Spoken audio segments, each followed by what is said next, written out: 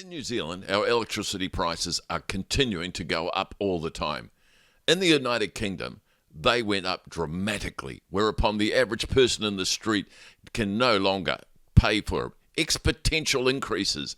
10, 12 times is not unheard of in the UK. Are we heading for the same? The big question is, do we have enough electrical capacity for our future? The New Zealand government's pushing us into replacing our vehicles with electrical. Do we have the electrical capacity to cope with all this? Now, I have with me an expert, Mike Eat. I really do appreciate you coming in to help us out with this. Look, the first question is, Mike, what qualifies you to answer these really tricky questions? So I work for a company called Total Utilities Management Group. We are New Zealand's largest energy broker by number of customers. I've been working for them for nearly 9 years, and the company has been doing this for over 22 years. So we've got some very, very bright people who live and breathe the electricity market. So to start with, Mike, let's talk about the UK and its exponential growth in electricity prices. Are we heading in the same direction? Yes. In fact, we're seeing it happen right now. In the last week or so, Contact have already sent out letters to their customers saying that your price is going up. I expect that the other retailers are going to be doing the same thing. That's in the residential space. For the last probably 2 or 3 years, the prices for the commercial and industrial space have just been horrible. Now, Mike, what we're seeing in the UK is exponential, right out of the reach of the average person. And that's where dramatic events have occurred, where we've got a new Prime Minister over there and radical action's about to take place. So are we facing the same high levels? I don't think so. We haven't shot ourselves in the foot quite as badly as what they have. All of Europe was completely dependent on Mr. Putin and his gas supplies. And when he went to war, the rest of Europe tried to do sanctions, and he was the one holding all the cards, and he just cut off the gas supplies. Well, yeah, that's one relief we've got being tucked down here in the bottom of the world. So that's pretty encouraging. So the other thing is worrying us, and look, just from our viewers' perspective, are we heading towards outages? Because we've struck this before. Our lakes dry up. Everything starts to go bad on us. Are we heading for that? Welcome back to the 1970s. Yes. Yeah, potentially. So in New Zealand, we have 9,000 megawatts of installed capacity, so a lot. We got to within blackouts a couple of times during this winter. So in New Zealand, the big load is in winter. It's not so bad in summer. We're not like Australia where everyone runs air conditioning all the time. Our problem is winter, when people come home, they put the heaters on, they want to cook their dinner, charge their electric cars, all those things. But aren't we a huge proportion of our electric generation from hydro, which means lakes? And don't they dry up over summer? They do. Lake Taupo, I was talking to the experts in the office, of the last 10 years, I think it was something like 7 or 8 have been below average. Record low levels. Yeah. Low levels, yeah. And that does supply a few of our hydro dams, doesn't it? That supplies all of Mighty River's dams down the Waikato River. I think there's 6 of them down there. Yeah. So if the big scary thing is that Genesis have their coal plant at Huntly. That is the only thing that keeps the lights on in Auckland. Wow. Coal. And that's going to happen this summer? It's running right now. Coal is? Coal has been running the whole way through. Mike, I understood that power station was set up for gas. So the old part of it is there's 4 what they call Rankine units. I think that's the name of the supplier. One of them has been robbed of so many parts it's never going to run again. One was offline. It got brought back online 2 years ago. The other 2 have been running the whole way through. They're able to run on either coal or natural gas. Probably 10 or 12 years ago, Huntly got 2 new gas turbines that got installed out the back, which are gas-only ones. The problem that we have is, thanks to our leaders' captain's call on gas supplies are now very, very short. Well, I do recall that the Prime Minister in the second week of being in office said all gas is almost shut down. I know the whole of Taranaki was almost brought to a grinding halt. It was, all new permits, and that is a major issue for two reasons. First one is we've got a reasonable amount of gas out there that we can get to, which will last, the best guess that I understand is about 5 years, but there's no new exploration. The other thing is that the oil companies, they like to know what's going to happen. They hate surprises.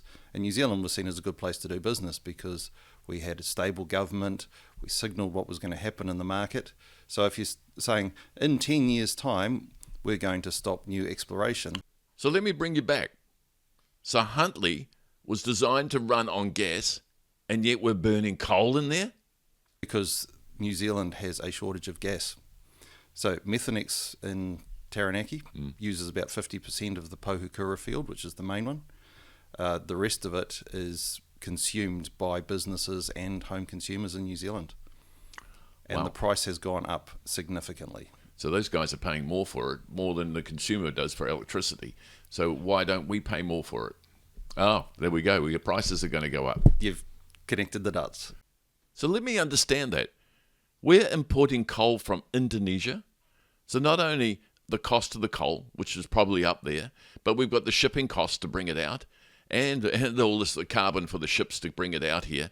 But on top of that, we've got to then truck it off to our power stations in Huntly, when they used to have gas right at its door, piped in from Taranaki. That is absolutely crazy. But if we don't burn the coal, the lights go out.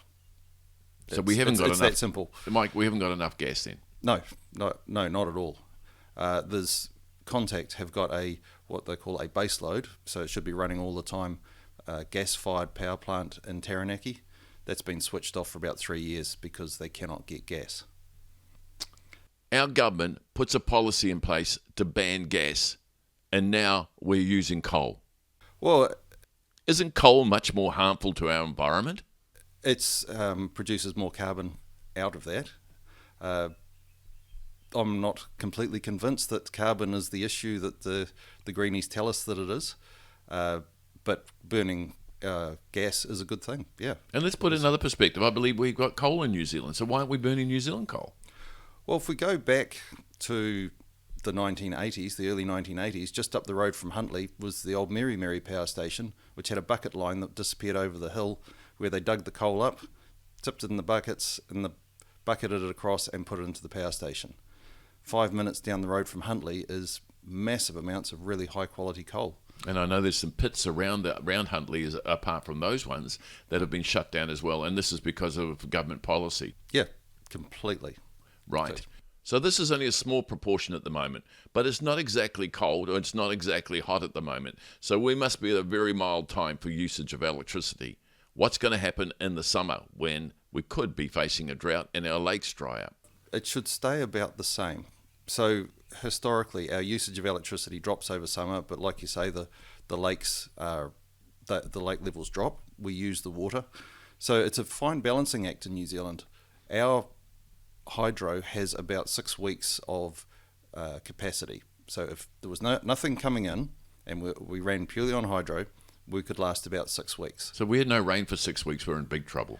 Well, not completely, because there's a real balancing act by the generators, and they control the flow of water, and we use coal, gas, wind when it blows, which is never to be counted on, solar. All these things help, but we only have small hydro lakes. If you look at the Scandinavians who have a lot of hydro, their lakes give them about 6 months supply. Because they're so much deeper. Is that deeper right? and bigger, that's it. Yeah, ours are quite shallow in proportion to them, or in comparison to them. Yeah. So, Mike, that segues nicely into our next big question. Do we have enough capacity for the future? Now, let's just put this into context. Not only are we going to change our fleet to electrical, the trucks are going to be electrical, the ferries are going to be electrical, the aeroplanes may be electrical as well. We're facing an enormous amount of increase into electricity. On top of that, just before the pandemic, we had a huge increase in population, and that's where we're seeing more electricity use. But since then, they've just opened the borders again, and the government are promising us a flood of immigrants to come in here to live here and to provide labour for our businesses. But the facts are they're going to use electricity, aren't they? And our usage is going to go up even more. So, Mike, are we future-proofed? No, that's the short answer. So there is extra generation coming online. Contact have got a geothermal plant that's due to go live in 2024. That assumes that everything goes well. There is more wind generation coming on. That's, to my way, it's a waste of time. We need to do more hydro. We need to, if we're going to do this big electrical migration that they're talking about, and a perfect example is if we were to replace every car in New Zealand with an electric car. Mm-hmm. That's a good one. Yep. We would need to double the amount of electricity that New Zealand produces. So let me just repeat that. So everybody converted their vehicles into electrical vehicles. We would have to, wait for it, double the capacity of New Zealand's current electricity usage. So that's double. All those dams, everything would have to be doubled. There's no plan to do double. The last really good hydro site down in the South Island got scuppered by the Green Party about 3 or 4 years ago. There was a hydro plant on the west coast. It wasn't huge, but it was going to give the west coast of the South Island some energy security of supply because they do have a lot of outages over there. Mm-hmm. That everyone, including the Department of Conservation, said we need to do this, and that got scuppered. So we're in real trouble for the future. Yeah. Because our government policies, really almost forcing us all to use more electricity, but they don't have the capacity or they don't have plans to actually cope with all that extra usage. Unless we go back to coal or start the gas again. Yeah, we've painted ourselves into quite a corner here.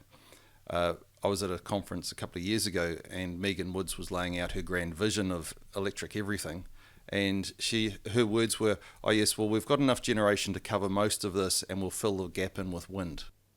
Mike, I happen to know that some truck owners right this moment are importing electric trucks. Our Auckland ferries will be converted to electrical ferries. And also the inter-island ferry. I wouldn't be surprised. That's planned to be electrified very, very soon. And of course we know Air New Zealand's doing it as well. But where does all this power come from? Oh, I get it. So we're just going to burn coal, are we, from Indonesia? Wow. What does that do to our environment? Yeah, we looked to hire a guy from Australia who had run some numbers on what is your CO2 emissions, and he compared an electric car charged from a coal-fired power station versus a diesel Hilux. Mm-hmm. Oh, this will be interesting. Yeah, the diesel Hilux was way better. Was more effective, less carbon in the air than burning coal. Correct. This defects completely from the government's intention, and that is to burn less carbon, whereas in fact their policies are creating more need for carbon than they did before. And how many years do you think? I know this is a big question, Mike, you might not be able to answer, but do you reckon in 10 years' time we're in trouble? Well... Or 5? Or 5. Actually, might be next winter we're in trouble. So the winter that's just gone, Transpower had identified 37 nights when they thought we were going to run out of electricity. Next year, I haven't seen their projection, but they were saying that the next 2 years are the crunch point. Potentially after 2 years, when we get some more generation come online, we'll be okay. We won't be so reliant on coal, but that doesn't take into account how many electric vehicles, electric trucks, coal-fired boilers that get turned into electric ones. The government is throwing money around on, they call it their GIDI fund. I can't remember what that stands for. Giddy with power, I think. To convert coal-fired... Mike, this is frightening. This is absolutely frightening. We have a government crazily pushing us into electricity with some plans, but not enough to actually to give us enough electricity to cope with what they're planning. Completely. That's my view of the world. I want you back. We need to talk some more about this because that's left me on a cliff edge, and there's more questions to ask you, Mike.